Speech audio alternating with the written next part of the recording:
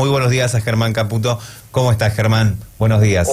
Hola, buenos días. ¿Cómo les va? Bien, un poco no preocupados. Confundidos, decimos. Confundidos hasta ahí, pero también digamos que preocupa un poquito los 44 casos positivos y también que la Argentina en la jornada de ayer registró un pico de alta de casos de COVID-19. Bueno, era algo esperable, ¿no? Es decir, y más acá en la ciudad de Olavarría, en relación al aumento que está teniendo la República y las ciudades aledañas, y el AMBA era esperable que aumenten los casos. Lo importante de esto es que los casos son de sintomatología leve y hoy por hoy no tenemos ningún paciente internado, ¿no? Bien, y los casos positivos de la semana anterior que ya se dieron de alta, ninguno tuvo necesidad de internación, ¿no? No. Genial. Hace varias semanas que no tenemos pacientes internados COVID positivo, ni en terapia, ni en clínica, ni en pediatría. Germán, buen día, ¿qué tal? ¿Cómo andamos? ¿Bien? Buenos días, ¿cómo le va? Bien, muy bien. No, yo digo que yo por lo menos estoy un poco confundido. No digo confundido, no es que uno más o menos no vea por dónde viene esto desde arriba, ¿cierto? Digamos en la superficie, porque no soy científico ni soy médico, pero veo que en Europa también hay alguna preocupación, en algunos países europeos, digamos que los casos han subido notoriamente. Fundamentalmente se trata de gente que no está vacunada. Estaba mirando el diario La Vanguardia de España, que está diciendo hoy que hay internaciones de personas mayores de 60 años fundamentalmente, pero lo que más me preocupa, o lo que más me llama la atención, son declaraciones de la ministra Bisotti. Dos cosas le voy a decir. Una es que me llama la atención la declaración de la ministra Bisotti diciendo de que no nos imaginemos un 2022 sin pandemia. Es decir, o sea, la pandemia... Está claro que, o pareciera estar claro, por eso digo la confusión, que nos va a seguir acompañando. Y el segundo pensamiento que me queda es que ahora pareciera que las personas no le tienen tanto miedo a la mortandad que produce o a la letalidad que produce esta enfermedad, sino a las secuelas. Porque pareciera estar bastante probado que la Omicron no produce tantas muertes, pero supongo que sí, igual que toda enfermedad, que toda variante de COVID, deja secuelas. ¿Es así? Bueno, la dividimos en dos la respuesta. Con respecto a la pandemia, calculo que la pandemia va a seguir un tiempito más hasta convertirse en endémica, ¿no? Es decir, algunos indicios de que la patología se va convirtiendo en endémica estamos teniendo, ¿no? Es decir, tenemos contagios, pero a su vez no tenemos internados. Es decir, lo mismo pasa con otras patologías. Si yo te pregunto hoy cuántos pacientes con gripe tenemos hoy en Olavarría, probablemente también tengamos 50, 60 pacientes con gripe. Es decir, a eso quiero llegar. Es decir, que en algún momento la patología va a ser endémica y va a estar el virus circulando, como por ahí circula algún virus de la gripe, y no por eso tenemos colapsado el hospital. Eso con respecto a la primera pregunta. Y con respecto a la segunda pregunta, está comprobado por la OMS, estaba leyendo un artículo ayer que se hizo en Alemania, que en realidad no está comprobado que la Omicron sea ni más grave ni más compleja que la variable común, ¿no? Entonces es como que la sintomatología, la mortalidad y las secuelas que pueda dejar no cambia mucho con el otro tipo de variante genética, ¿no? No, yo estaba mirando hoy temprano a la mañana una nota de Pablo Sigal en Clarín de hoy. No sé si tuviste oportunidad de verla. Dice: el primer caso de COVID en el mundo se registró hace ya más de 2 años, el 17 de noviembre del año 2019. Si algo caracterizó al nuevo coronavirus y nos lo enseñó en todo este tiempo, fue su previsibilidad.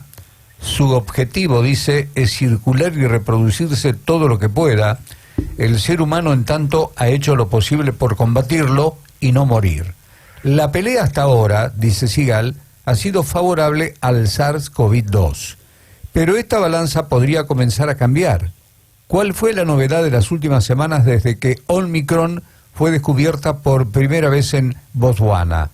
Se afirma que es más contagiosa, unas 3 veces más que Delta, aunque no hay datos concluyentes aún sobre cuánto podría reducir el poder de las vacunas. Eso no está claro todavía, ¿no? O sea, por eso digo, hay gente que confunde y dice, yo he escuchado en algunos medios que Omicron saltea la vacuna y en otros que no. Un artículo muy interesante, lo leí hoy temprano, antes de las 5 ya lo había leído.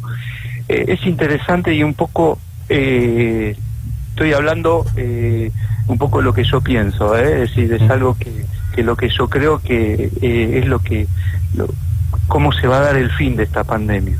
Y un poco acá el autor Sigal nos lo comentó un poquito. Yo creo que el fin de la pandemia termina cuando la variable genética sea una variable, llámese como se llame, se puede llamar Omicron, es una variable con poca sintomatología que no altera mucho al huésped y va a seguir viviendo en el huésped y no va a necesitar de saltar a otro huésped ni buscar otra variable ni mutar para seguir viviendo. Y eso es un poco lo que uno domina el fin de la pandemia, y estudiando otras pandemias se fueron dando de esa manera, ¿no? Es decir, llegamos a una variable genética que no es tan grave, con mucha población vacunada, no logra, el virus no desaparece, pero a su vez no muta, porque en realidad está conviviendo en distintos huéspedes tranquilamente, al huésped tampoco le altera eso, y es como de esa manera podemos decir, estamos cercanos a esa luz en el horizonte, ¿no? Germán, ya que estás hablando y haciendo como comparación con otras pandemias, tal vez lo de la gripe A, no sé si lo llegamos a vivir como una pandemia en la República Argentina, pero fue una deformación de la gripe que también provocó muchas internaciones y algunos decesos en la República Argentina. En el contexto, en lo que es pandemia, que venimos estudiando casos, o sea, en lo que es América Latina, en América del Sur, tenemos variantes propias, y una de las más complicadas podría llegar a ser la variante Delta o la variante andina. Actualmente, ¿se sabe qué variantes, descartando Omicron, que sabemos que ya llegó a la Argentina, qué variantes son las que están rondando en Buenos Aires? Uno lo que evalúa con las distintas secuenciaciones genéticas es el fitness de ese virus, ¿no? Es decir, hay determinados virus que tienen un fitness mucho más elevado y hasta ahora la variable que tiene una mejor sobrevida y una mejor transmisibilidad y una mejor recepción por parte del huésped es la variante Delta.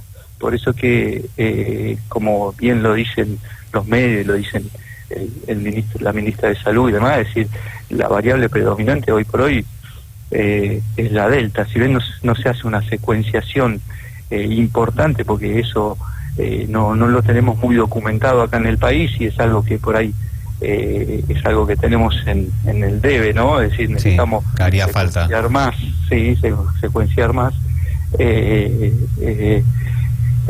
Creo que es la Delta la que está circulando y es la Delta la que con la vacunación se trata de combatir, de que no circule, al no circular no mute, o mute hacia una variable por ahí un poco más sencilla, una variable poco sintomática, una variable que se da más en pacientes más inmunodeprimidos, y de esa manera es que esa variable no mute porque se siente cómoda, y al no ser tan significativa su sintomatología y no alterar el huésped, como que tendería a ser algo más endémico, ¿no? La pregunta que creo que quedó dando vueltas es, esta variante Omicron, ¿deja las mismas secuelas graves que dejaban las variantes anteriores? ¿O al ser más leve también deja secuelas más leves? Según los estudios de la OMS, la sintomatología es más leve, la complicación que ejerce en el paciente es más leve, por lo tanto se sobreentiende que la secuela también es más leve, ¿no? No deja todas las complicaciones que tal vez fueron las que padecimos este año, donde hubo personas que tal vez han sufrido un COVID leve, podemos llegar a decirlo así, y han quedado con muchas deficiencias, ¿no? Que tienen que, o sea, llevan todo un tratamiento post-COVID de larga duración, o tal vez de personas que han quedado internadas, que han tenido que pasar por una UTI distinta variable de tiempo, y también que han quedado con secuelas delicadas. Totalmente de acuerdo, es decir, cuando el virus afecta a un huésped, el huésped tiene distintas características uno del otro, ¿no? Tenemos huéspedes por ahí con patología previa, huéspedes sarcopénicos, huéspedes por ahí con poca capacidad respiratoria, por distintas causas, ¿no? Porque o no son deportistas o genéticamente no la tienen esa capacidad, o fueron fumadores, o tuvieron alguna patología pulmonar. Entonces es diferente cómo agarra el virus a determinados huéspedes, ¿no? Por eso tenemos huéspedes pobres que los agarraron sarcopénicos, por ejemplo, y es como que les cuesta terriblemente y perduran con una astenia, una dinámica que es terrible, y hay que trabajarla muy específicamente en lo que es mejoría muscular, mejoría de capacidad respiratoria, es un trabajo, una buena alimentación. Y con el trabajo cognitivo, que tal vez también es algo como muy común, como el del cansancio, pero el cognitivo, ¿cómo se trabaja en recuperación? Una cosa va de la mano de la otra, ¿no? Es decir, lo cognitivo tiene mucho que ver con la liberación de endorfinas, con una buena alimentación, con una buena relación con el resto de la sociedad. Entonces, creo que una cosa va de la mano de la otra, es decir, hay que trabajar mucho en lo que es el trabajo físico, el trabajo por ahí, la alimentación, es decir, trabajar mucho la voluntad, ¿no? Pues son pacientes que por ahí están con una astenia y una adinamia que es difícil moverlos, ¿no? Entonces hay que estimularlos, hay que incentivarlos como para que ese movimiento y esa liberación de endorfina haga un trabajo a todo nivel, ¿no? Claro. Germán Caputo, como siempre, la verdad que es un placer hablar todas las semanas, que poder tener la oportunidad de esta charla, porque nos aclara el panorama y bueno, y lo podemos transmitir a la gente que nos escucha todos los días. Un abrazo muy grande, muchísimas gracias. No, un placer es mío, y un saludo muy grande y muy buena semana. Muchísimas gracias, muy atento. Hasta luego. Así dialogábamos con Germán Caputo, el responsable del área sanitaria del partido de Olavarría. Bueno.